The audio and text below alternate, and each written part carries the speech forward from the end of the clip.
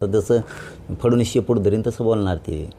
आता कुत्र्याचं शेपूट वाकडं असतं. फडणवीसने धरला असं ओढून लागलं भोकायला. आता यांचे कामच असते तर ते. आता आणि असल्याला काय किंमत द्यायची बाबा, तुम्हाला मागचं मॅटर माहिती आहे का. तसं ते स्वतःच्या लायकीनं बोलायला पाहिजे. पण आता जसं फडणवीस सांगल तसं ते बोलणार.